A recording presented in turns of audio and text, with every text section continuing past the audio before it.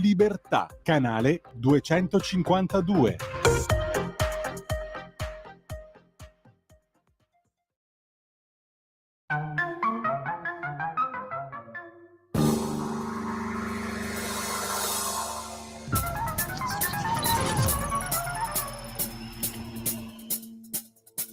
Va ora in onda Zoom, il drive time in mezzo ai fatti, con Antonino Danna.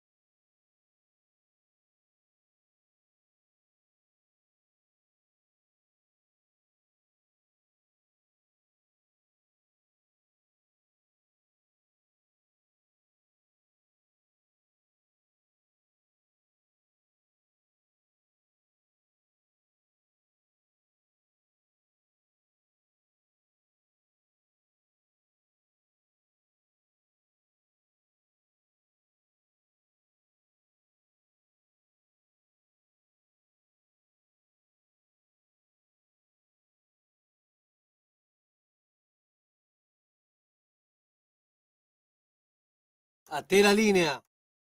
Donatella non c'è, signore e signori, in uno dei primi grandi pezzi di ska mai fatti nel nostro paese. Era l'anno 1981, amiche e amici miei, ma non dell'avventura. Buonasera, siete sulle magiche onde di Radio Libertà. Questo è Zoom, il drive time in mezzo ai fatti. Io sono Antonino Danna e questa è la puntata numero 903 del 17 di dicembre, l'anno del Signore 2024. Cominciamo subito la nostra trasmissione. Vi ricordo, date il sangue, in ospedale serve sempre. Salverete vite umane, chi salva una vita umana salva il mondo intero. Secondo appello, andate su radiolibertà.net, ritenete sempre presente, ritenetevi avvertiti del fatto che fesso chi non legge radiolibertà.net, perché vi perdete un bel giornale online nel quale ci trovate i liberamente del direttore responsabile Giovanni Sallusti,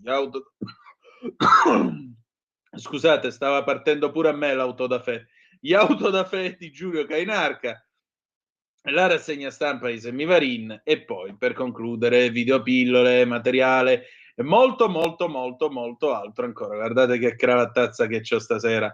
Grazie all'immenso Lorenz d'Umbria che mi permette di proiettarmi alle vostre pupille, ai vostri padiglioni auricolari attraverso le potenti onde, le magiche, magiche, magiche onde di questa stupenda radio, ladies and gentlemen. Allora, bella gente, vi ricordo 340-670-9659 se avete voglia di mandare le vostre zappe o WhatsApp che dir vogliansi, oppure 0292947222 se avete voglia di dire la vostra attraverso il telefono.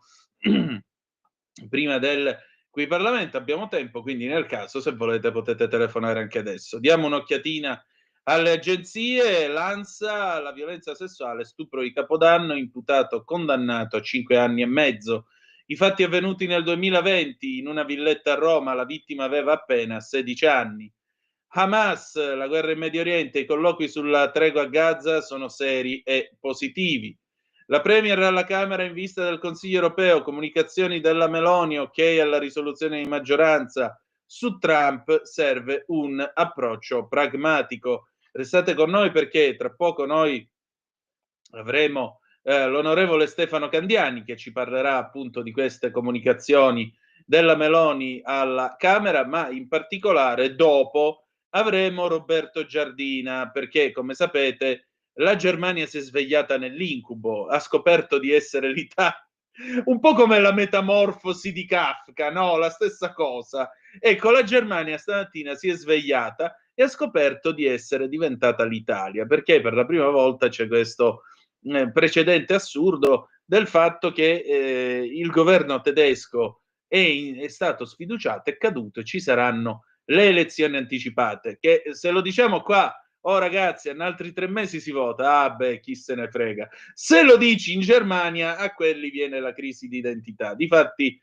Roberto Giardina ha raccontato molte cose di questa vicenda e ha anche sottolineato un fatto, cioè stante l'attuale assetto dell'Europa con la Germania che non sa se è viva, la Francia, vabbè, la Francia è ormai siamo al vaudeville, quindi qual è l'unico paese grosso, serio, importante che ha un governo stabile e quindi può dire la sua? Questo. Incredibile ma vero. Dio esiste ed è anche molto spiritoso, come potete vedere. Vabbè, scherzi a parte, diamo anche un'ultima occhiata sempre all'ANSA. Il caso torna dal Congo e muore per sospetta febbre con emorragia.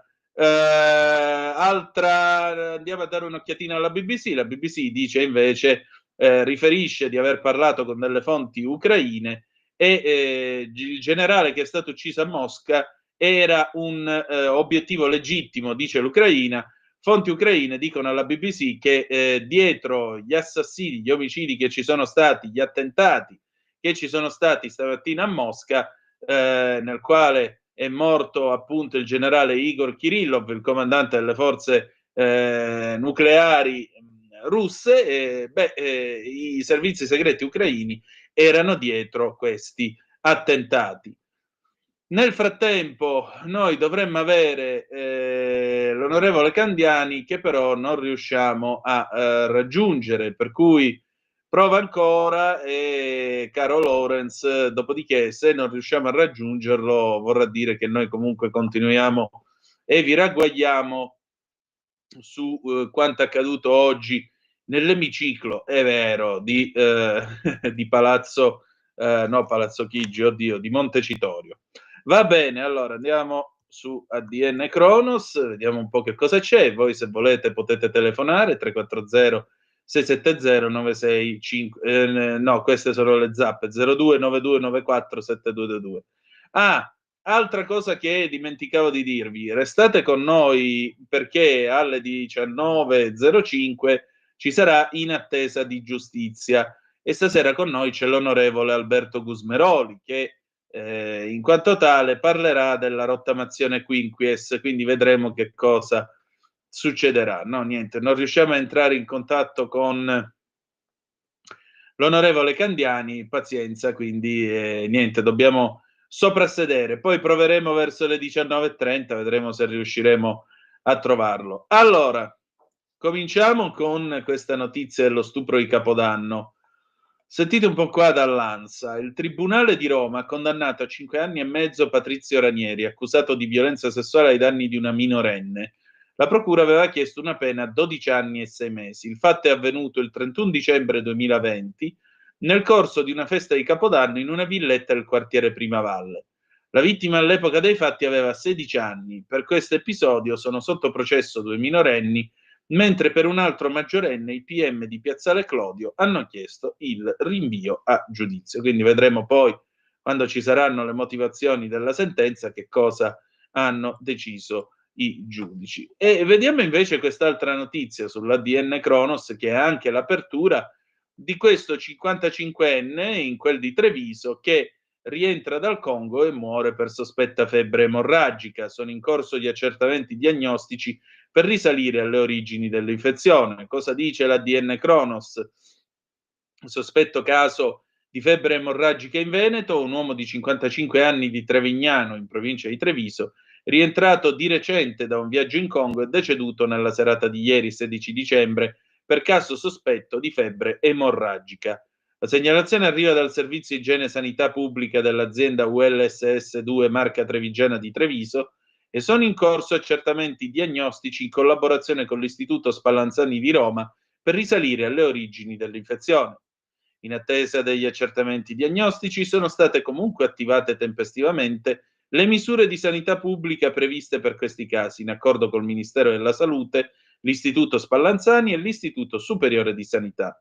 È stato inoltre attivato il protocollo che dispone l'isolamento fiduciario domiciliare per l'unico contatto noto dell'uomo e avviata la relativa sorveglianza sanitaria.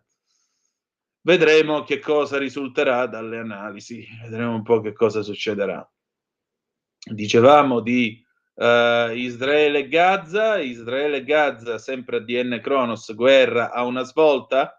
Hamas, i colloqui sono positivi, l'accordo è possibile.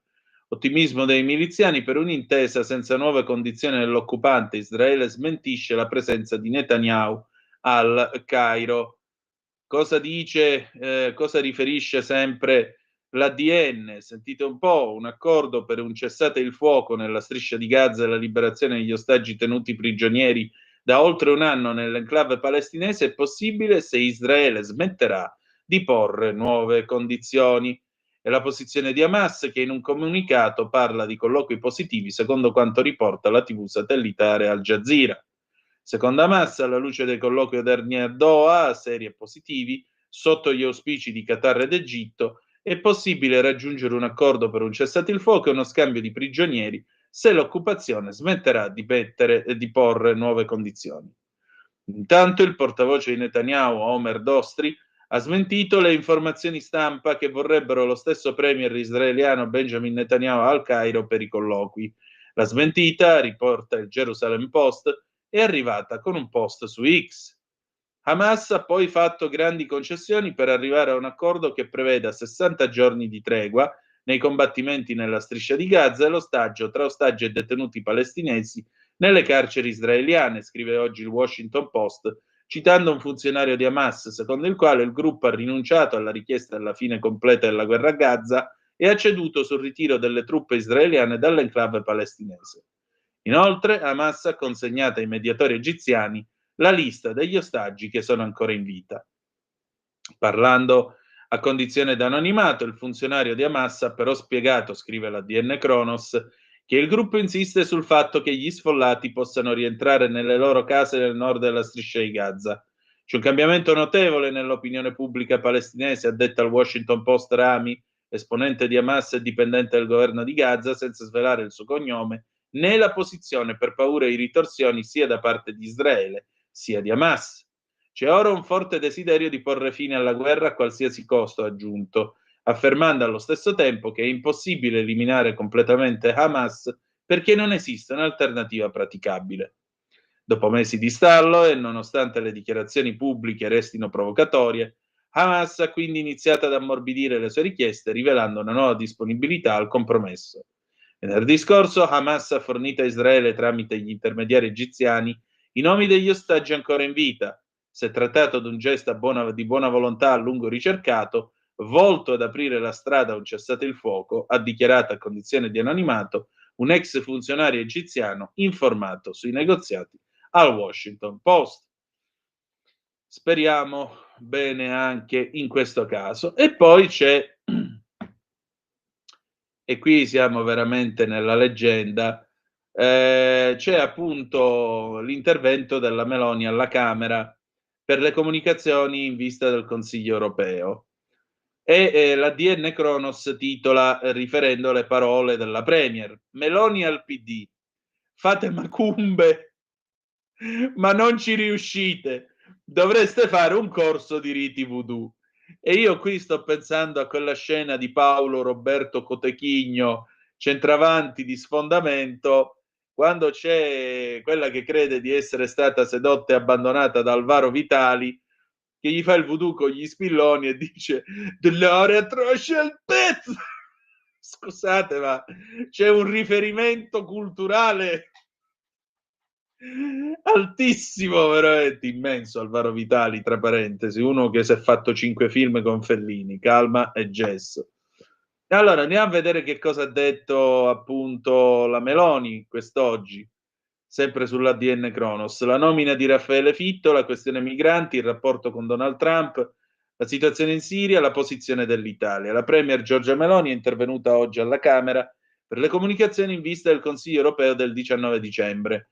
Nelle repliche la affonda il PD, fate macumbe e tifate contro l'Italia, ma non ci riuscite. Nonostante le aspre polemiche, dico che con la nomina di Fitto in UE è missione compiuta, ha detto la Presidente del Consiglio. Credo che il ruolo assegnato sia adeguato al peso della nostra nazione in Europa. Si conferma la capacità del nostro governo di far valere le ragioni dell'Europa in Italia. Certamente non si è trattato di un percorso semplice né immune da polemiche politiche anche aspre, ha aggiunto la Premier. Un italiano è stato nominato vicepresidente esecutivo della Commissione europea, un politico di valore stimato in Italia e in Europa.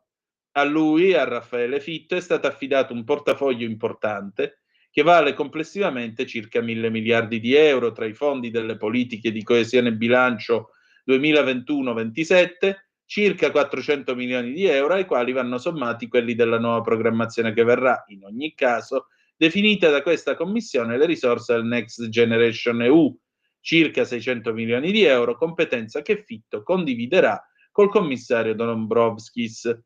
Così come la vicepresidenza esecutiva assegnata al commissario italiano non è per noi semplicemente un titolo onorifico, ma è piuttosto uno strumento concreto che consentirà al commissario italiano di supervisionare e coordinare le politiche dell'Unione Europea in settori strategici come agricoltura, pesca, trasporti, turismo, l'economia del mare e l'housing sociale, ha detto Meloni. A proposito di Trump, è indispensabile mantenere un approccio pragmatico, costruttivo, aperto con la nuova amministrazione, sfruttando le aree di potenziale fruttuosa cooperazione UE-USA e cercando di prevenire diatribe commerciali che certamente non farebbero bene a nessuno. A proposito della Siria, l'Italia, unica tra le nazioni del G7 ad avere un'ambasciata aperta a Damasco, è pronta a interloquire con la nuova leadership siriana, ovviamente in un contesto di valutazione e azioni condivise con i partner europei e internazionali. I primi segnali sembrano incoraggianti, ma serve la massima prudenza. Alle parole devono seguire i fatti e sui fatti giudicheremo le nuove autorità siriane, ha avvertito. Ma non ci saranno spazi per nuovi nuclei terroristici. Ne parlerò a Bruxelles. La Premier ha anche ribadito che la pace giusta in Medio Oriente, scrive sempre la DN Kronos, passa solo dalla soluzione dei due stati. L'autorità nazionale palestinese è l'unico interlocutore possibile, l'Europa deve giocare un ruolo da protagonista. A proposito dell'Ucraina, nell'incontro che avrò col presidente Zelensky alla vigilia del Consiglio europeo insieme agli altri leader europei e al segretario generale NATO Rutte, questo ci permetterà di ribadire i nostri principi e affermare di nuovo la nostra linea d'azione comune. Infine, riguardo al protocollo sull'Albania, argomento oggetto di recenti provvedimenti giudiziari al sapore ideologico, che se fossero sposati nella loro filosofia di fondo alla Corte di Giustizia UE rischierebbero di compromettere le politiche di rimpatrio di tutti gli Stati membri. Adesso pausa, poi ascoltiamo Ivano Fossati, La crisi 1979 e poi torniamo con Roberto Giardina, tra poco. Stai ascoltando Radio Libertà, la tua voce libera, senza filtri né censure, la tua radio.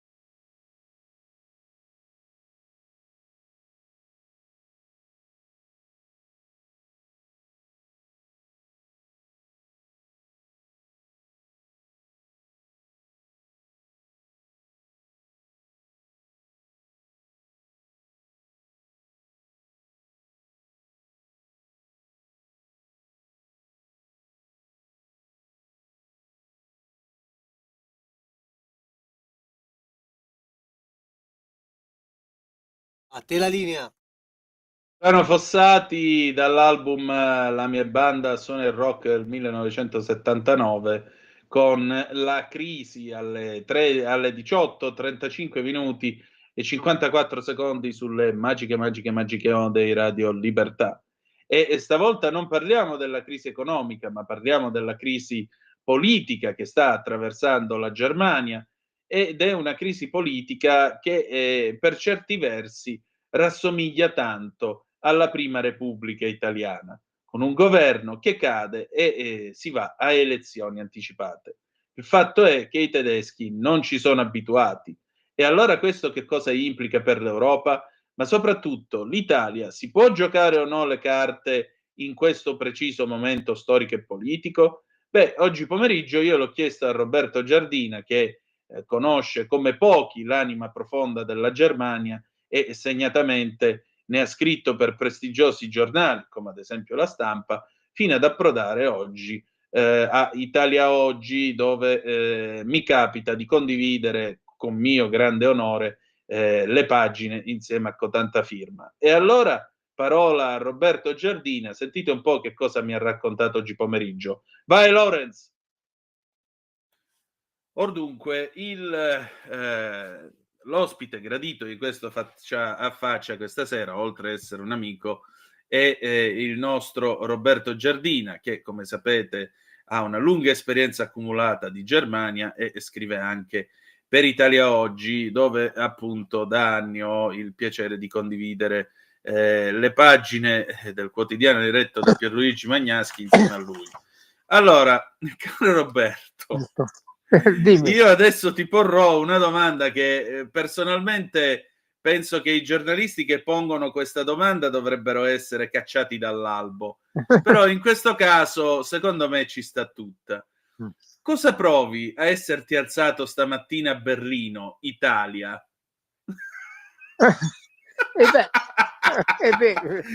Dopo 50 anni di Germania, come ti senti a vivere in un paese in cui per la prima volta, signore e signori, andranno a elezioni anticipate? Paura, eh? Sì, e infatti avevano sempre, non capivano mai come mai l'Italia è sempre sull'orlo dell'abisso e non cade mai. Loro sono sempre pessimisti. C'è una frase fatta che dice mancano 5 minuti a mezzogiorno o a mezzanotte, non si capisce, alle 12. E per loro è l'ora della catastrofe. E loro sono sempre in guardia 22 ore prima e poi in realtà poi quando arrivano non riescono a reagire all'imprevisto, come adesso. È un evento straordinario, come hai detto tu, noi ci siamo abituati e loro sono un po' a dire ma come divertiamo come l'Italia? Questo... Senti, permettimi questo momento di Schadenfreude, non è professionale né tantomeno cristiano, però io mi sto divertendo. Tu non lo so, ma io sì. Ti capisco, infatti io mi diverto anche con i miei amici tedeschi che adesso non osano più farmi domande tipo mafia come oppure Berlusconi. Beh, ora basta dirgli elezioni anticipate e uno ride da solo, no? Sì. Ma senti, diciamo che hanno la coda di paglia, ormai non lo sono più, insomma. Ha voglia. Però ti chiedo una cosa, Roberto, ora al di là delle battute e tutto, e ti ringrazio per la pazienza con cui hai accolto queste mie facezie, ma io sto leggendo l'autobiografia della Merkel, a parte il fatto che insomma un tomo di 734 pagine mi sembra abbastanza corposo, ma la cosa che io noto dalle parole della Merkel, che può piacere o meno in Italia, tutto quello che vuoi, è questo: lei ha questa, come potremmo dire, etica del successo, chiamiamola così. Cosa dice lei? Che nella vita e nella politica, qualunque cosa succede, l'importante è riuscire a superare le prove, a superare gli errori, riparare agli errori, superare le prove, e questo permette di raggiungere un successo. Addirittura lei ricorda di quando studiava chimica alla Karl Marx Università a Lipsia e dice: quando io risolvevo le equazioni, quando io riuscivo ad arrivare alla soluzione giusta, provavo un senso di gioia, un senso di grande liberazione, che immagino abbia provato anche per i 16 anni in cui ha garantito la stabilità del paese. Allora, come può una nazione che bene o male si regge su questo principio? Perché ora Churchill diceva i tedeschi non sono bravi a improvvisare, però è altrettanto vero che non c'è un popolo più organizzato in maniera efficiente come quello tedesco, o quantomeno questo è lo stereotipo che accompagna la Germania. Come ha fatto la Germania ad andare da una che ragionava ci sono i problemi, si affrontano, si superano e quello è il tuo premio, la tua soddisfazione, e ha garantito, ripeto, 16 anni di stabilità a uno che, come Scholz, che è durato nemmeno 4 anni e ora a febbraio vanno a votare e gli è venuto pure lo shock psicologico perché il governo non è arrivato alla sua scadenza naturale. Cioè, com'è che si sono italianizzati questi nel giro di poco tempo? Ma io dico, no, non ho una spiegazione. Mi sembra che questa nuova generazione che è arrivata al potere, che sono quelli che andavano alla scuola elementare quando è caduto il muro è questa storia che è insegnata su questo cambiamento, diciamo, sociologico, addirittura individuale, non ha niente a che vedere con quello che è successo, però è una nuova generazione, diciamo, che, se posso dire così, azzardo un'idea, che si fida dei computer, tutta questa tecnologia che è solo binaria, bianco-nero, giusto o sbagliato. La Merkel era più duttile, quindi sapeva scegliere che tutto non è bianco-nero, ma certe volte è grigio, e sapeva reagire all'imprevisto, e soprattutto, come accennavi tu, lei però diverse volte, alcune volte durante i suoi 16 anni, ha detto: scusate, mi sono sbagliata. Infatti. E questi tedeschi lo apprezzavano. Lei prima aveva prolungato la vita delle centrali atomiche, quando c'è stato il disastro in Giappone a Fukushima ha detto: ma se neanche i giapponesi, che sono così perfetti, riescono a garantire una sicurezza assoluta, è meglio che chiudiamo tutto. Mi sono sbagliato e cambiamo strada. E però il risultato ha portato alla nascita di questa coalizione a semaforo in cui chi l'ha voluta cotta, chi l'ha voluta cruda. La Germania intanto ha perso incisività a livello continentale, ne ha perso a livello mondiale perché comunque non è per il momento quella potenza con la quale comunque si dovevano fare i conti, con cui era difficile, cioè, per citare ancora Bismarck sull'Austria, parafrasandolo, è difficile pensare senza la Germania. E invece ora è possibile, persino in Europa, visto che l'altra grande alleata sbarra rivale della Germania, cioè la Francia, è anch'essa in una situazione politica che rasenta la commedia nel loro caso. Per cui voglio dire, nel momento in cui l'Italia potrebbe essere il paese in grado di rappresentare la stabilità e dare le carte nel continente, insomma, fa un po' specie che una nazione come la Germania abbia subito una battuta d'arresto così. La colpa di chi è? Di Scholz, dei componenti del governo? Ma diciamo che è un po' di tutti, ed è anche, diciamo, indirettamente colpa anche di Angela Merkel, nel senso che lei è rimasta al potere 16 anni e ha impedito, senza volerlo, automaticamente un ricambio generazionale. Lei non ha eredi, e lo stesso è avvenuto, diciamo, con i 16 anni di Kohl, cioè, diciamo, la Germania per 32 anni è stata governata da 2 uomini, tranne l'intervallo di Schröder, 8 anni. Quindi questo ha bloccato un po' un cambio generazionale, questa può essere una spiegazione. Ma in effetti non c'è eredi. Poi anche, diciamo, e questa coalizione semaforo è la prima nella storia a 3, con 3 partiti. Noi siamo sempre stati abituati ad averne 5, 6, no? E qui anche un piccolo partito col 5% poteva ricattare il governo bloccando. E quindi noi siamo abituati sempre ai compromessi, loro non sono riusciti a mettersi d'accordo. Io ho assistito in televisione a un talk show in cui c'era l'ex segretaria l'ex capa dei Verdi, che naturalmente è capa del partito, però non è la leader vera, e cui diceva: noi all'inizio della coalizione abbiamo messo i nuclei, diciamo, i problemi fondamentali li abbiamo messi da parte, dicendo: su questo ci metteremo d'accordo dopo. C'è poi arrivata la botta della guerra dell'Ucraina, non ci abbiamo avuto più soldi e siamo stati presi in contropiede. Ma prima, diciamo, il contratto di governo fra 2 partiti erano sempre, quasi sempre, socialdemocratici e cristiano-democratici per la grande coalizione, oppure col piccolo alleato liberale. Ci mettiamo d'accordo perfino nei dettagli, cioè quando hanno deciso di porre per legge la paga minima oraria, che per me è una cosa giusta, hanno discusso sui centesimi, deve essere 9,50 euro o 9 euro, insomma, fino nei dettagli. Adesso invece hanno litigato fin dal primo giorno.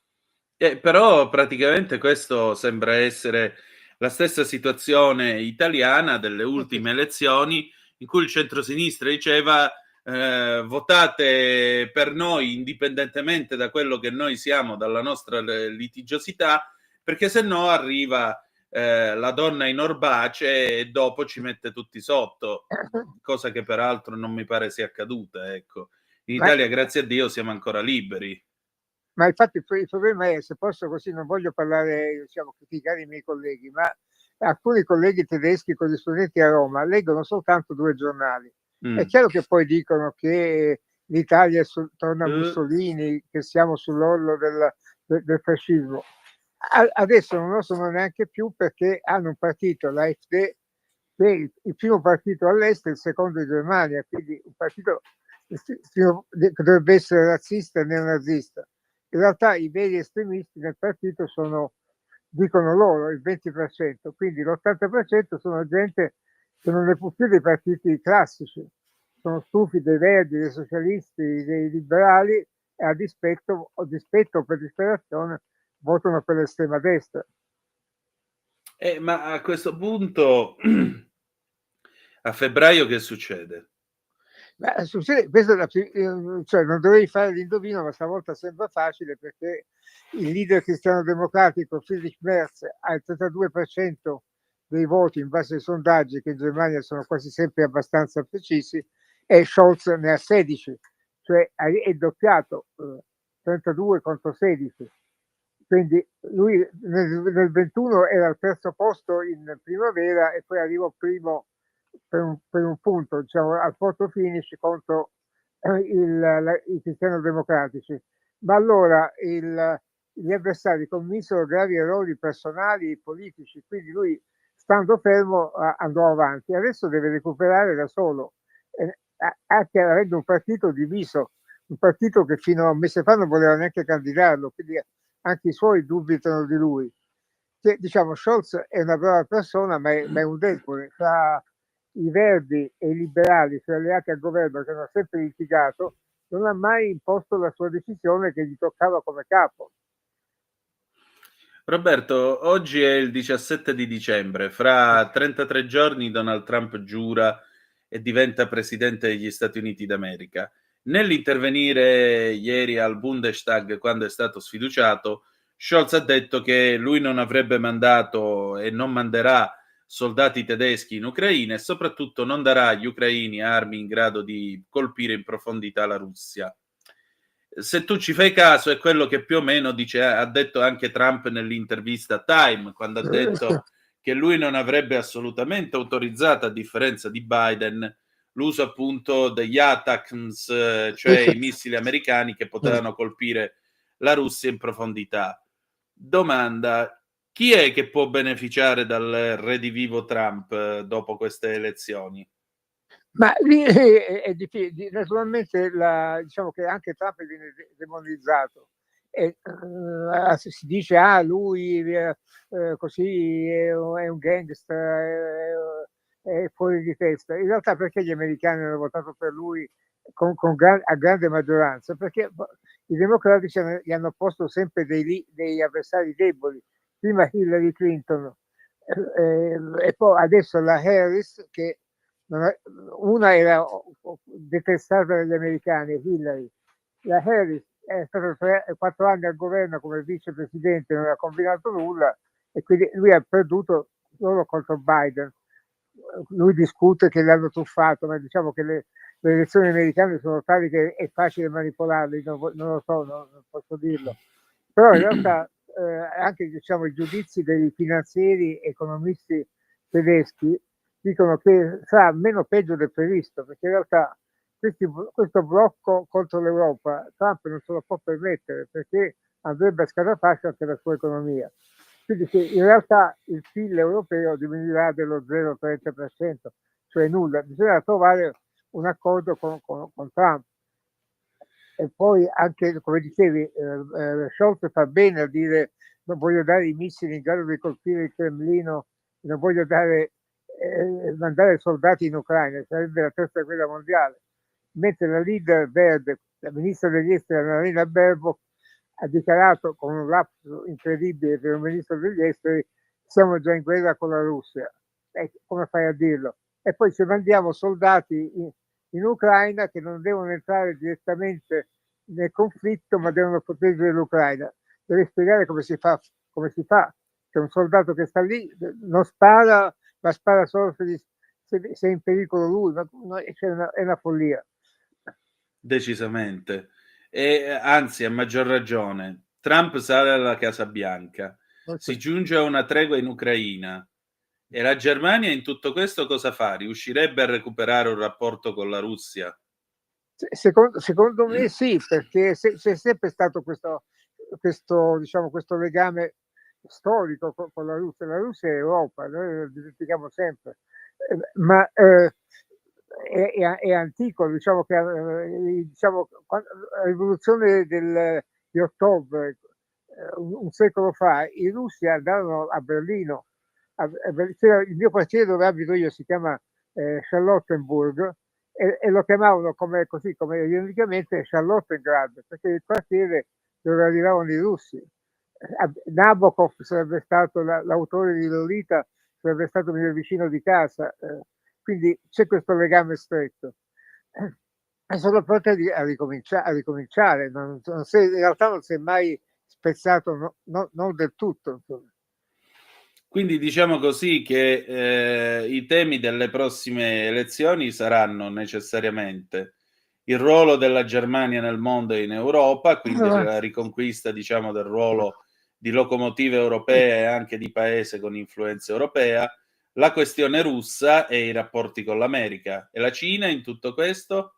E anche la Cina, perché diciamo la Volkswagen, che adesso è in crisi per colpa delle macchine elettriche che nessuno vuole, è stato imposto questo cambio in tutta Europa di abbandonare la benzina per l'elettrico. Il capo della Volkswagen aveva detto qualche mese fa: ma noi senza la Cina chiudiamo in un giorno. Quindi anche l'industria tedesca è legata alla Cina. Il problema, per esempio, è questo anche. Un operaio tedesco guadagna 42 euro, costa 42 euro all'ora. Un operaio cinese costa 8 euro. Le macchine cinesi sono buone o quasi buone come quelle tedesche, e il Made in Germany è fuori gioco. Allora a maggior ragione, scusami, faccio mie le parole sempre di Trump a Time. L'automobile elettrica è certamente un grande prodotto, ma non è per tutti, e soprattutto, dice Trump, non si può imporre alla gente di andarsi a comprare l'auto elettrica, la gente deve essere libera di scegliere sul mercato. Allora si può fare quest'asse tra l'Italia e la Germania per convincere l'Europa ad abbandonare, per esempio, l'assurdo divieto dell'anno 2035 per l'abbandono delle vetture a combustione col motore a combustione interna? Cioè, lo possiamo cancellare sto Green Deal, atteso anche che la von der Leyen è tedesca? Oppure no? Io penso di sì, perché diciamo che io osservo, vedo dei siti che la BMW, leggo, ha cominciato non a produrre, ma a programmare una macchina a benzina. Quindi mi dicono che da quando tu incominci a pensare a un nuovo modello, a quando viene messo sul mercato, a quando ci vogliono almeno 7 anni, e poi dopo sì, più o meno sì. Un modello deve rimanere almeno sul mercato altri 10 anni. Quindi la BMW punta sulla benzina. Quindi non credo che siano suicidi. No, anche perché significa che siamo nel 24, 17 anni di ciclo vitale tra progettazione e messa in commercio, significa che arriviamo al 2041, ben oltre il limite del 35. Sì, perché infatti io una volta che mi hanno invitato alla BMW per il congresso annuale dell'Unione degli azionisti, c'era uno dei capi che era anche un italiano che programmava il mercato nei paesi dell'est, e dice: io sto programmando, era il 2000, cosa compreranno in Bulgaria nel 2015, e gli altri hanno sentito che si parlasse di fantascienza. In realtà siamo già al 2024 e lui pensava già cosa si venderà fra 20 anni. Questo è l'industria automobilistica ragiona con questi tempi. Esatto. E a maggior ragione, quindi questo potrebbe essere un altro punto di collaborazione col nostro paese. Chi sarebbe più incline, diciamo, dei futuri leader tedeschi, se c'è un nome che tu puoi fare tra l'altro, chi potrebbe essere il nuovo cancelliere in grado di collaborare con Giorgia Meloni? Ma questo forse anche Friedrich Merz, che è un conservatore diciamo dell'ala destra dei cristiano-democratici. Lui aveva litigato con la Merkel perché secondo lui la Merkel andava troppo a sinistra. Quindi è un conservatore, ma poi diciamo queste sono categorie forse un po' superate, perché il mio professore di economia 50, diciamo quasi un secolo fa all'università diceva ma l'economia non ha leggi politiche, alle leggi del mercato, quindi se uno è pragmatico non si fa mettere i paraocchi dell'ideologia, questo era il discorso. Insomma. Chiaro, se uno è pragmatico, ma mi pare che questo governo sia caduto per motivi più ideologici che di pragmatica. Se posso dire una cosa, anch'io voglio salvare il clima, ma per esempio i tedeschi pensano, prima voglio salvare il mio posto di lavoro, adesso in base a quello che leggo, il governo è caduto praticamente il 5 novembre, quando Scholz ha licenziato il suo ministro delle finanze, e si vota dopo 4 mesi. Secondo gli ottimisti ogni mese si perdono 10.000 posti di lavoro, secondo i pessimisti se ne perdono 1.000 al giorno. Quindi in realtà la situazione è veramente, diciamo, è drammatica in Germania, perché in realtà anche tecnologicamente sono rimasti un po' indietro. Prima hanno superato sempre le crisi perché venivano da fuori. Adesso c'è la guerra, ma in realtà la crisi adesso è interna, perché si sono messi fuori gioco con le loro leggi e hanno perso tempo. Questa legge che hanno votato loro è imposta a tutta l'Europa, cioè il freno ai debiti, cioè nuovi debiti non possono superare lo 0,35 del PIL, del prodotto lordo annuale. Quest'anno potevano spendere in più 14 miliardi, ne servono 100 per riarmare l'esercito, 100 per le ferrovie, 100 per le autostrade, 100 per le sanità, ma non sto esagerando, 100 miliardi solo per iniziare a ristrutturare il loro paese. Diciamo che ci sono 800 ponti in Germania che rischiano di cadere, quindi perché per anni hanno trascurato di rinnovare quello che doveva essere rinnovato per non andare in rosso, e adesso lo pagano. Incredibile, veramente. La Germania che si è Sì. smollata in una maniera così, Sì. veramente, come l'Italia è diventata. Incredibile. Ma senti, c'è una luce in fondo al tunnel in questo Natale così incerto che la Germania si prepara a vivere? Ma io penso di sì, perché in realtà diciamo che tra la Francia e la Germania, tanto per vedere quello che succede all'estero, la Francia è il paese più in crisi, perché Macron in realtà non ha ha perso ogni carisma e non riesce a formare un governo praticamente dalle elezioni europee, cioè la Francia è senza un governo vero da 8 mesi. La Germania ha una struttura poi sociale e anche diciamo proprio individuale, non hanno dimenticato di tutto di essere tedeschi, e quindi poi reagisce, cioè anche bene o male questa crisi politica verrà superata. Devono cambiare immediatamente, abolire o cambiare questa legge sul freno dei debiti per poter fare dei debiti e avviare questo rinnovamento. Hanno capito che il debito non è sempre un peccato, bisogna vedere come spendi i soldi, insomma. Certo. Se spendi per fare i banchi di scuola a rotelle hai perso 500 milioni di euro. Se investi per rifare le scuole, la sanità, le ferrovie, le comunicazioni, i ponti, è una spesa produttiva. Senti, ma per concludere, in questi mesi l'Italia può sfruttare questa incertezza tedesca per dare le carte in Europa? Come può fare? Ma sì, penso di sì, perché noi abbiamo sempre dimenticato, abbiamo sempre contestato tutti tutti i politici hanno come alibi l'Europa, non possiamo farlo perché l'Europa ce lo vieta, ma in Europa bisogna andare e porre delle condizioni, non soltanto protestare. Adesso in realtà fra Germania e Francia l'Italia potrebbe avere un ruolo molto, molto più decisivo, per esempio anche sull'immigrazione. Adesso prima hanno sempre criticato gli italiani che facevano annegare chi fuggiva nel Mediterraneo. Io leggevo sempre, non so, partono dalla Libia e naufragano davanti al largo di Lampedusa, ma tra la Libia e Lampedusa ci sono 500 chilometri. Lampedusa non è solo porto del Mediterraneo. Adesso con quello che succede in Siria non sanno più cosa fare, i siriani torneranno a casa, a quanto pare molti vogliono rimanere in Germania, potrebbe arrivare una nuova ondata di profughi lungo i Balcani, quindi questa situazione va in qualche modo, bisogna cercare di risolverla. Insomma, è chiaro che come si fa a bloccare qualcuno che fugge lungo il Mediterraneo? Lo fai annegare. Per loro è più facile bloccarlo in barriera. Poi in realtà anche loro non riescono hanno leggi molto simili alle nostre, cioè l'irregolare che arriva in Germania, bene o male, per essere espulso ci vogliono 3-4 anni, nel frattempo si sposa, ha figli in Germania e rimane per sempre. E quindi diciamo anche l'industria tedesca ha bisogno di 200.000 lavoratori all'anno, ma operai specializzati. Quelli che arrivano non sono qualificati per lavorare.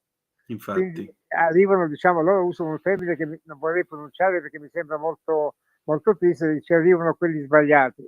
Arrivano quelli che arrivano per disperazione, ma non possono lavorare in un'industria moderna dove devi usare i computer, conoscere la lingua, oltre al tedesco anche un po' l'inglese. Quindi è una situazione, al momento, diciamo, vi ripeto, sono messo in un vicolo cieco per colpa loro.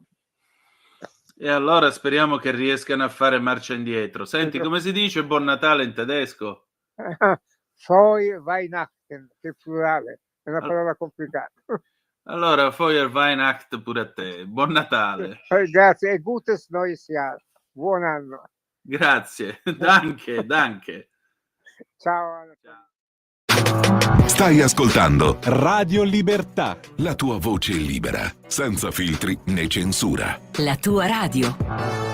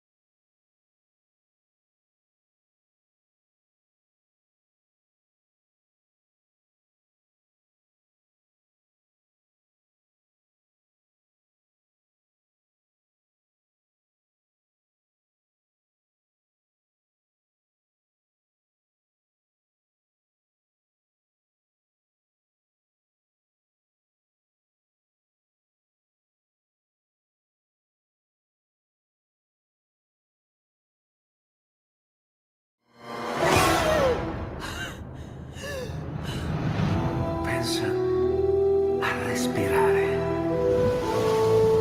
Ora abbandonati.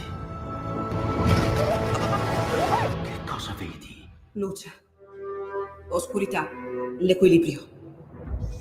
È tanto più grande. C'è stato un risveglio. Hai sentito? Conosco una sola verità.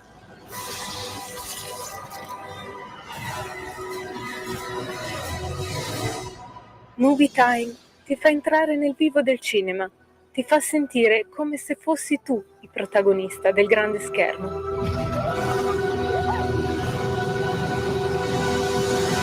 Ogni sabato dalle ore 16. A te la linea. Grazie Lorenz, le 19:08 minuti e 26 secondi dopo aver ascoltato qui sulle magiche onde di Radio Libertà l'immenso Adriano Pappalardo con Ricominciamo nel 1979. Stiamo cercando di metterci in contatto con l'avvocato Claudio De Filippi per in attesa di giustizia di questa sera. E naturalmente cerchiamo di capire un pochettino questa benedetta rottamazione quinquies. Nel frattempo però apriamo i telefoni 0292947222 se volete essere nostri ospiti, ma abbiamo l'avvocato De Filippi, quindi sigla. Va ora in onda In attesa di giustizia, casi irrisolti a cura dell'avvocato Claudio De Filippi. Una vita da mediano, lavorando come uriali, anni di fatiche, botte, vinci, casomai mondiali. Avvocato carissimo! Caro, ciao, ci siamo sentiti ieri, eccomi qua di nuovo. E allora, rottamazione quinquies, sogno, sondesto o miraggio? Sì, cosa dice il nostro ospite? L'hai sentito? No, lui non è disponibile questa sera, quindi mi dispiace, ma dobbiamo fare da dobbiamo improvvisare come al solito. Allora, a parte tutto, la questione è questa, che oggi avevamo invitato appunto colui che è già venuto, ma probabilmente questi politici sono impegnati, quindi hanno tanti impegni e dobbiamo comprenderli, però lo inviteremo nuovamente prossimamente, immagino, caro Antonino. Certo. Allora, la questione è questa, che era interessante approfondire, ma comunque possiamo parlarne ugualmente. Allora, in questo momento gli interessi degli italiani, a parte il Santo Natale, le feste comandate, sono tutte rivolte alle tasse. Ovviamente non tutti hanno questo problema, fortunatamente, ma molti, troppi. Quindi sostanzialmente cosa succede? Che l'interesse principale dei cittadini e degli elettori sono quelli che riguardano l'economia familiare e anche, ahimè, i pagamenti dovuti all'erario. Allora, quindi la situazione è questa, che l'ospite di oggi ci avrebbe, secondo me, aiutato, come già fatto in passato, una volta che è stato il nostro ospite, su due argomenti però stavolta. Il primo era la rottamazione quinquies, che ovviamente interessa molti e quindi perché molti sono rimasti indietro con la rottamazione quater e hanno tante rateizzazioni da pagare, molti cittadini, molte partite IVA, molti imprenditori, molti diciamo che attualmente fanno anche i dipendenti, però che sono stati, ecco questo è un caso di scuola, ne abbiamo già parlato, sono stati però in passato degli imprenditori, quindi sono visti ovviamente costretti a cambiare lavoro, a diventare dipendenti proprio per il fatto che non sono più in grado di sostenere i debiti che hanno contratto nell'esercizio di un'attività professionale o autonoma e che li ha portati a fare debiti fiscali e anche altri. Quindi questa situazione di sovraindebitamento diffusa, perché ovviamente la situazione dei sovraindebitati è sempre destinata, salvo casi eccezionali, perché questo bisogna considerarlo, a peggiorare, proprio perché ovviamente i debiti aumentano quando non vengono pagati e soprattutto quelli fiscali. quindi quelli fiscali sono debiti che aumentano giorno per giorno, e quindi uno che ha un debito rilevante si trova ad averne uno rilevantissimo dopo un anno e ancora di più avanti. Allora la questione è questa, che la soluzione, che non è una vera e propria panacea, per carità, dei mali di chi è afflitto da sovraindebitamento fiscale, forse è la prima volta che utilizzo questo termine, però non sarò l'unico che ovviamente ci ha pensato. Il sovraindebitamento fiscale può essere risolto in due modi. Un modo ordinario è quello dell'utilizzo della rottamazioni o del saldo e stralcio o di altri strumenti previsti dal legislatore. E in questo caso abbiamo appunto non è possibile. La possibilità è quando invece non si riesce neppure con i mezzi ordinari, quindi le rottamazioni, i saldi e le cause per far valere la prescrizione dei crediti fiscali, dei debiti fiscali, perché non sono stati correttamente notificati. Ecco, a questo rilievo volevo far presente che è uscita una sentenza in settimana scorsa, che praticamente fa presente che tutte le richieste di rateizzazione non sono di per sé riconoscimenti di debito da parte del contribuente quando richiede la rateizzazione o la rottamazione, ma dice questa sentenza che in questo modo si prova che il debitore aveva conoscenza dei suoi debiti, quindi lo utilizza come fatto interruttivo della prescrizione. Ecco, questo è un precedente anche pericoloso, direi, però la giurisprudenza che ha formato questa sentenza ne trova una esattamente contraria. Senti, ma ci possiamo arrivare, diciamo così, a un accordo del genere? Perché ancora se ne parla, c'è la volontà di farlo? Perché mi pare che in questo governo, diciamo, cozzino due realtà. Da un lato Fratelli d'Italia, che ha avuto questo atteggiamento anche aggressivo, con questa, posso dirlo, sgradevole pubblicità che spesso passa in radio sugli evasori fiscali, eccetera, eccetera. E dall'altro lato la Lega, che invece cerca di avere un atteggiamento conciliante, che non vuol dire essere a favore dell'evasione o dire ah che bella l'evasione, ma significa appunto, e questo ce lo siamo detto tante volte, significa andare incontro alle persone che non hanno avuto la possibilità di mettersi a posto nel passato. E allora la domanda è se ce la facciamo oppure no. Comunque è caduta la comunicazione, adesso cerchiamo di recuperare l'avvocato De Filippi. Che fatica questa sera, questa puntata. Questo episodio di In attesa di giustizia stasera è un po' faticoso perché il telefono non ci aiuta. D'altronde, per citare Ivan Graziani, viaggi e intemperie, che altro aggiungere. Vediamo un po' se ce la facciamo.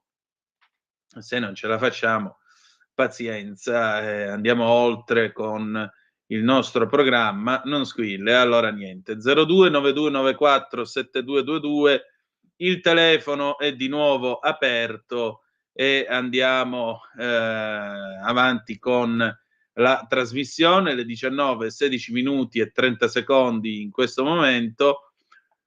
E allora diamo ancora un'occhiata alle agenzie.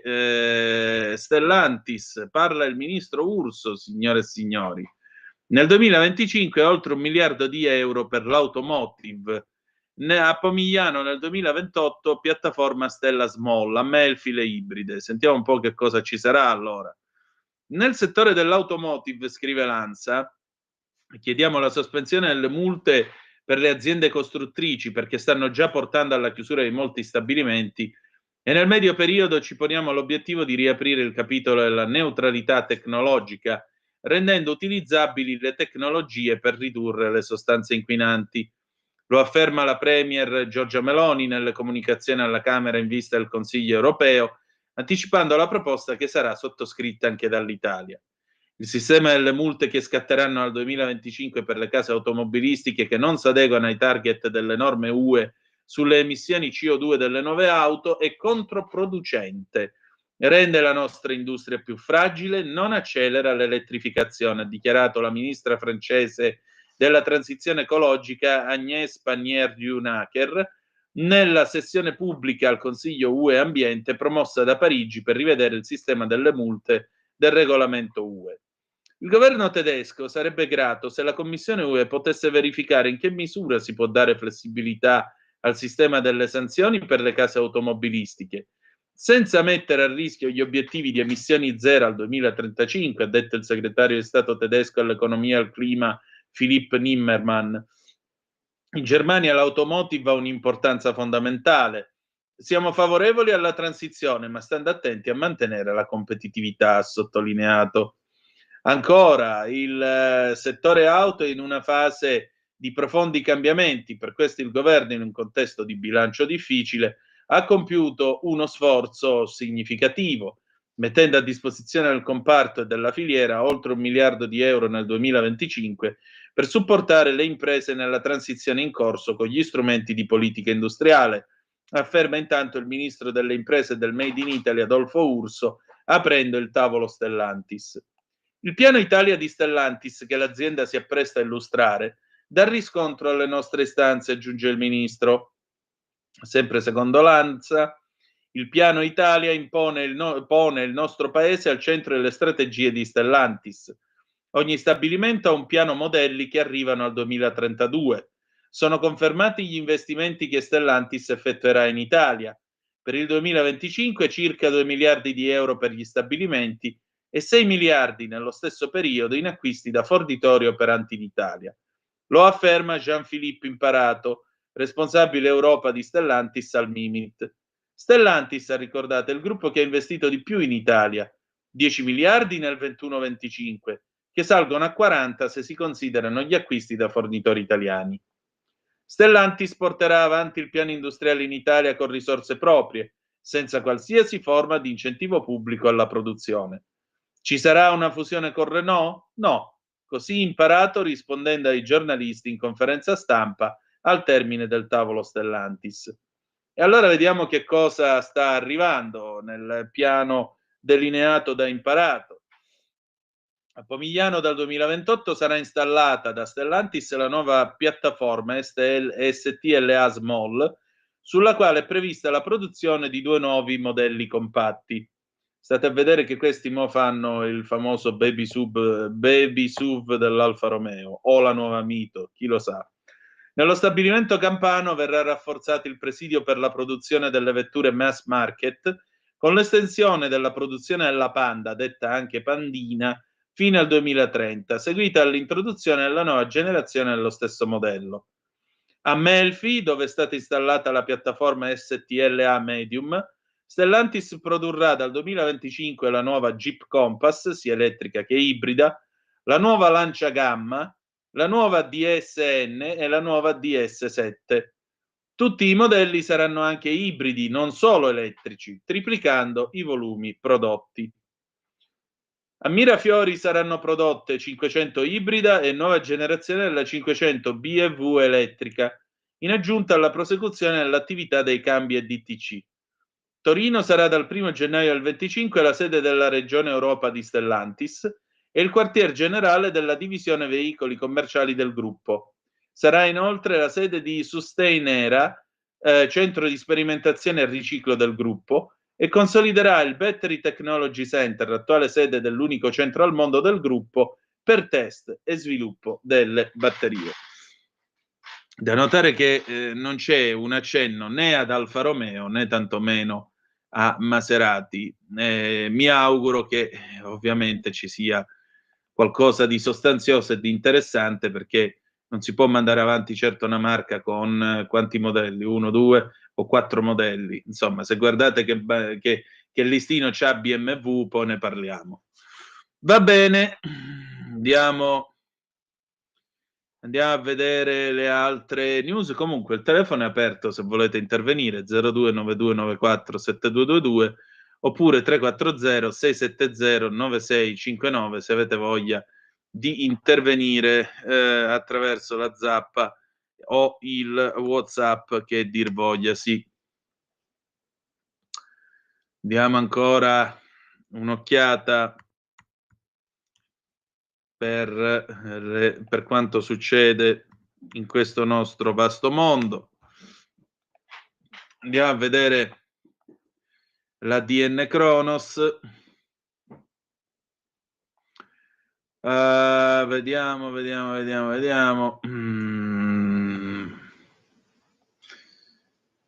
Allora, andiamo un pochettino a vedere che cosa è successo in Russia, perché naturalmente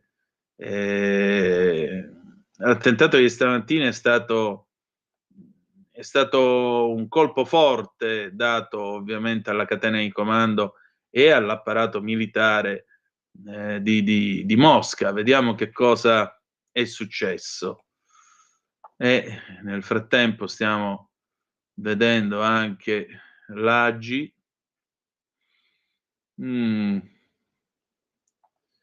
Tra l'altro, nel rush finale per la manovra, ricorda l'Agi, è stata ritirata la norma sugli stipendi. Io ve l'avevo detto 3 giorni fa che queste sono quelle stronzatine, così l'avevo definita, e continuo a pensarlo, che francamente non sarebbero serviti, cioè quella roba lì sarebbe solo servita all'opposizione per farci polemica gratuita, anziché occuparci dei problemi seri che questo paese sta cercando di affrontare, e aggiungerei anche il proprio ruolo a livello internazionale, visto e considerato che, ripeto, il momento storico è tale, l'occasione storica è tale che questo paese potrebbe passare in testa in Europa, tanto per dire. Comunque, ADN Kronos, attentato a Mosca, ha ucciso il generale Kirillov, Kiev rivendica la Russia e terrorismo. Era considerato all'Ucraina il responsabile di attacchi con armi chimiche, aveva accusato la NATO di aver creato biolaboratori in Ucraina. Medvedev, ritorsioni inevitabili. Questo omicidio, riguarda appunto il generale Igor Kirillov, comandante delle forze radiologiche, chimiche e biologiche dell'esercito russo, con responsabilità di difesa nucleare, e il suo vice sono rimasti uccisi nell'esplosione di una bomba a Mosca. Lo ha reso noto il comitato investigativo russo, secondo cui un ordigno esplosivo collocato su un monopattino elettrico parcheggiato vicino all'ingresso di un edificio residenziale è stato attivato stamattina su viale Ryazansky a Mosca. I servizi segreti ucraini, lo SBU, hanno rivendicato la responsabilità dell'uccisione. Una fonte dell'intelligence di Kiev ha detto all'AFP: l'attentato con una bomba condotto oggi contro il generale Igor Kirillov è un'operazione speciale dell'SBU. Kirillov era un criminale di guerra, un obiettivo assolutamente legittimo, dal momento che ha dato ordine di usare armi chimiche proibite contro i soldati ucraini, ha detto una fonte dell'SBU al giornale ucraino Kyiv Independent. La punizione contro i crimini di guerra è inevitabile, ha aggiunto. La zona dell'attentato è a circa 7 chilometri dal Cremlino. Le immagini diffuse sui canali Telegram mostrano 2 corpi a terra davanti all'ingresso di un edificio. L'ordigno, equivalente a 300 grammi di tritolo, secondo quanto riferisce l'agenzia TASS, è stato attivato con un comando a distanza.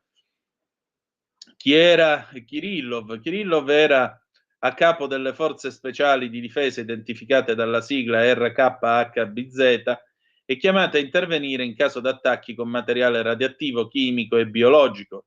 Kirillov era considerato dai servizi di sicurezza ucraini, l'SBU, responsabile degli attacchi condotti con armi chimiche nella guerra in corso da oltre 1000 giorni, e ieri era stato condannato in contumacia da un tribunale ucraino. Era stato anche sanzionato a ottobre dal governo britannico proprio per il dispiegamento di armi chimiche in Ucraina. L'accusa, formulata per prima dall'Agenzia dei Servizi Segreti Ucraini, SBU, è sempre stata respinta come assurda da Mosca.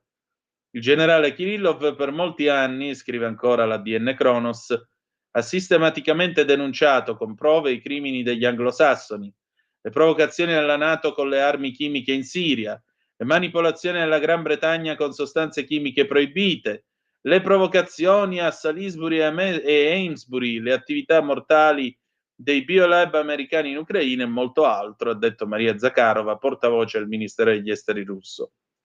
A Salisbury, in Inghilterra, nel 2018, l'ex spia russa Sergei Skripal è sopravvissuto a un attacco compiuto col Novichok, agente nervino utilizzato già dall'Unione Sovietica. Kirillov, ha aggiunto Zakharova, ha lavorato senza paura, non si è mai nascosto, ha camminato a testa alta. Kirillov è colui che ha denunciato durante i suoi briefing i laboratori americani di armi biologiche in Ucraina, scrive il giornale russo Kommersant sul proprio sito, accusando i servizi segreti ucraini di essere dietro l'assassinio. Il generale non era la figura più importante nell'operazione speciale russa in Ucraina, ma la sua uccisione è un crimine senza precedenti commesso a Mosca. Andiamo a vedere cos'altro accade a quest'ora della sera. Sono intanto le 19:28 minuti e 30 secondi. Ci avviamo così anche alla ultima parte di questa trasmissione, poi chiuderemo alle 19:45. Andremo a vedere che cosa succede. Eccolo qua, vediamo un po' che altro c'è. Sapete che da tempo si parla di questi droni che vengono avvistati negli Stati Uniti d'America, si parla di realtà varie, eventuali, insomma tutto un turbinio di ipotesi che così lasciano anche il tempo che trovano. Andiamo a dare un'occhiatina anche ad Al Jazeera, vediamo che cosa succede in Medio Oriente questa sera. Eccolo qua, tac. Vediamo che cosa capita nel Medio Oriente questa sera. Ci sono queste buone speranze, aggiungerei, sulla possibilità di un accordo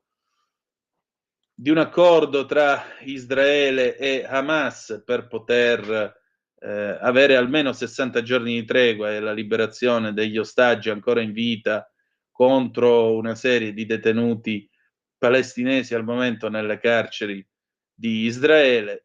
Questi 60 giorni potrebbero essere anche un momento di svolta, o forse l'inizio di un cessate il fuoco molto più lungo, vedremo anche questo, perché la speranza è che ovviamente si arrivi a una soluzione pacifica. Trump è stato molto chiaro nell'intervista che ha rilasciato a Time, ha detto: io non voglio avere un altro 7 ottobre fra 3 o 5 anni, voglio che ci sia una pace stabile e duratura. E allora la domanda: ma allora che si fa? I due stati e i due popoli? Ha risposto: quella è una delle soluzioni possibili per questa vicenda, e in particolare ha detto: intanto riprendiamo con gli accordi di Abramo che devono essere estesi a tutta la regione medio orientale, il che sarebbe anche un togliere l'acqua ai pesci del terrorismo iraniano. Vediamo un po' cosa c'è per quanto riguarda Al Jazeera. Eccolo qua. Allora. Hamas dice che i colloqui per il cessate il fuoco a Gaza tenuti in Qatar sono seri e positivi. È possibile raggiungere un accordo se ovviamente Israele la smette di porre nuove condizioni. Nel frattempo il Ministero dell'istruzione palestinese dice che oltre 12.799 studenti sono morti e almeno 20.942 feriti a Gaza e nei territori occupati della West Bank sin dall'inizio della guerra. Cifre ovviamente che non possono essere assolutamente verificate. Torniamo in Italia, sempre l'ANSA, pensione a 64 anni, aggiungendo i fondi complementari solo per il contributivo. Vediamo un po' che cosa dice l'ANSA. Sarà possibile andare in pensione a 64 anni, cumulando gli importi del fondo complementare, ma solo se si hanno già 20 anni di contributi e si è pienamente nel regime contributivo. La somma dei contributi previdenziali con l'aggiunta di quelli complementari vale ai fini del raggiungimento dell'importo richiesto per accedere alla pensione. E questa è la novità in chiave pensionistica introdotta con un emendamento alla legge di bilancio con l'obiettivo di rendere più flessibile l'accesso alla pensione. Al momento la norma riguarda pochissime persone, visto che interessa lavoratori nel pieno regime contributivo e quindi assunti successivamente al 1 gennaio 1996 e che quindi hanno al massimo 28 anni di contributi. Si calcola che un maggiore effetto ci sarà dal 2030. Si tratta però di un primo passo innovativo che consente di considerare cumulabili gli importi della pensione principale con quella attivata con i fondi complementari. E l'idea è quella di aprire un varco per consentire anche nel futuro l'estensione ai lavoratori pre-1996. In questo caso i lavoratori interessati sarebbero 80.000. Pausa e poi ci sentiamo Cocchi e Renato, il Pompero 1973 e poi torniamo. Stai ascoltando Radio Libertà. La tua voce libera, senza filtri né censura. La tua radio.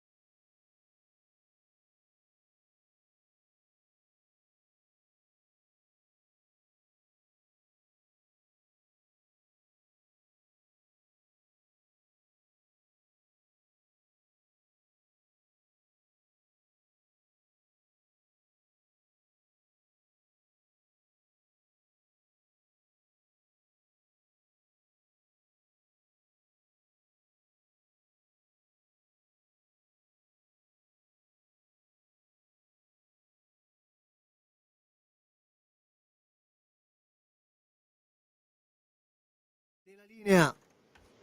E eccoci, siete di nuovo sulle magiche onde di Radio Libertà.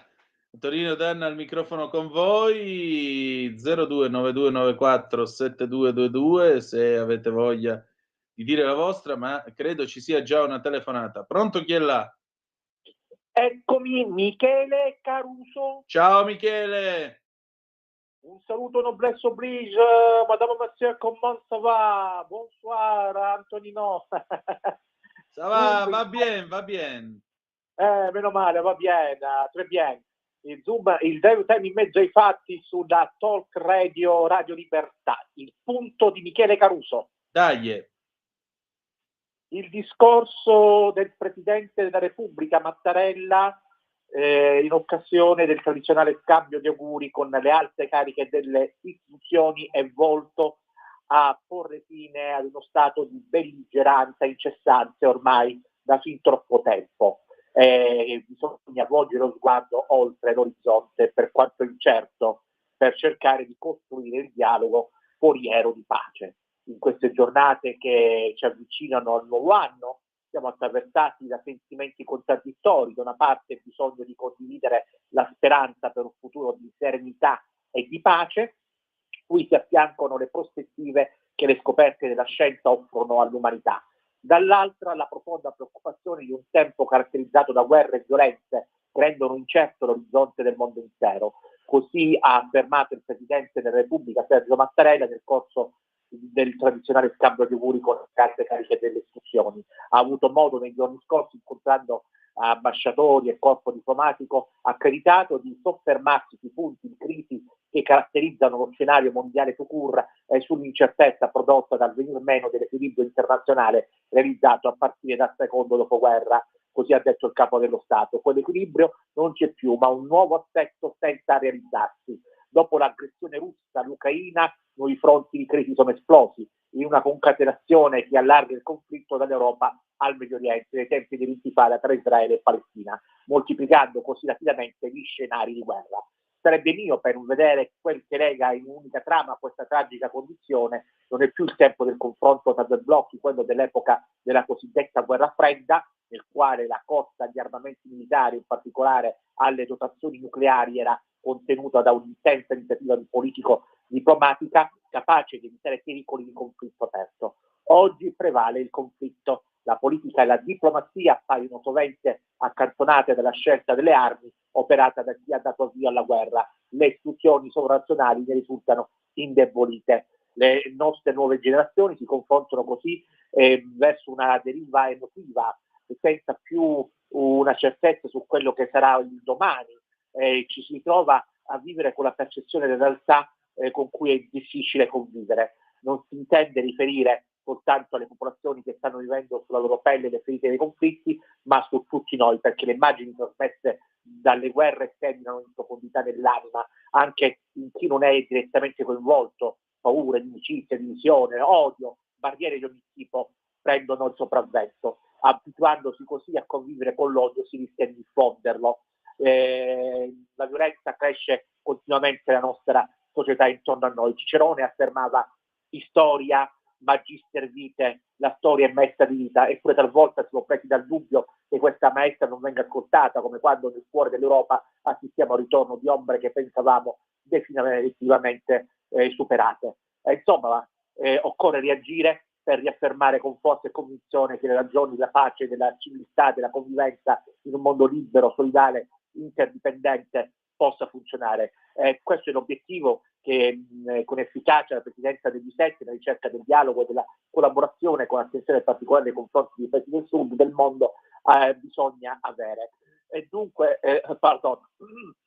io ti chiedo, Antonino, dal tuo punto di vista, siamo ormai verso il Natale, verso il nuovo anno, che cosa c'è da poter così sottolineare di quanto è successo finora in questo tempo di guerre, dove i governanti politici non vogliono convertire le proprie menti e i propri cuori a costruire quel dialogo della pace, come nelle parole del nostro Papa Francesco, e a cercare quindi una via d'uscita a tutto questo che sta durando da fin troppo tempo. E se questa garanzia per Mattarella sono le istituzioni democratiche in Italia, che cosa si può fare di più a questo scopo? Da Michele Caruso, grazie e buona serata.